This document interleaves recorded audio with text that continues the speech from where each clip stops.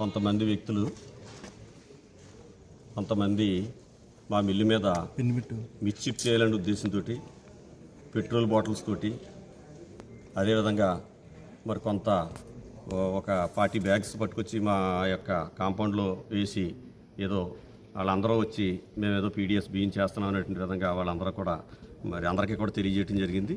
దీనిలో భాగంగా నేను చెప్తా ఉన్నాను, మేము ఎప్పుడు కూడా ఇటువంటి పరిస్థితి చేసేటువంటి పరిస్థితి కాదు. కావాలని కొంతమంది ఏదైనా పార్ట్నర్స్ ఉంటే పార్ట్నర్స్ కానీ చూసుకోవాలి తప్ప ఈ రకంగా చేసి ఏదో దారికి తెచ్చుకోవాలనే విధంగా ఆలోచన చేయటం అనేది చాలా దురదృష్టకరం.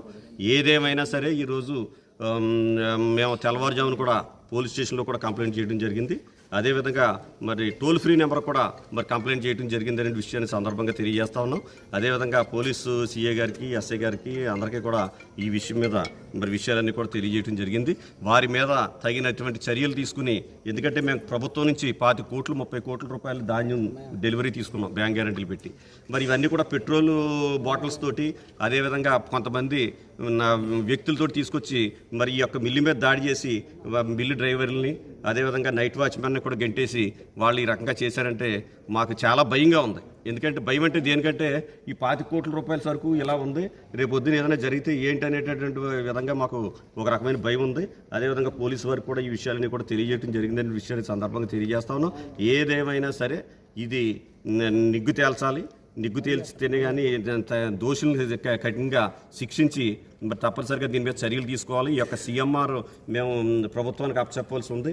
దీని మీద కూడా మాకు పోలీస్ ప్రొటెక్షన్ కూడా కావాలని వారిని కూడా కోరడం జరిగిందని సందర్భంగా దానికి సంబంధించి ఆ యొక్క లోడు లారీ డ్రైవర్ గోపాలపురం, ఇక్కడ గోపాలపురం అతను నన్ను ఆదివారం అనే ఉద్దేశంతో ఇక్కడ బండి స్టే చేసుకుని ఇక్కడ పెట్టుకున్నాడు. ఇది ఈవేళ తెల్లవారుజామున అట్లా కేసుకెళ్తాడు అతను. లేదు ఇటువంటిది ఎప్పుడు కూడా ఏమి జరగలేదు.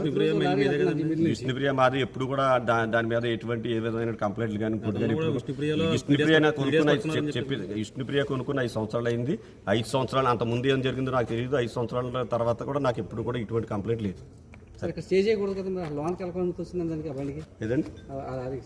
స్టే చేయొచ్చు, ఎందుకంటే నైట్ డ్రైవర్ ఇక్కడ నైట్ స్టే చేసుకోవడం జీపీఆర్ఎస్ ఉంటుంది కదండి, ఉంది, ట్రాక్ ట్రాక్ అండి.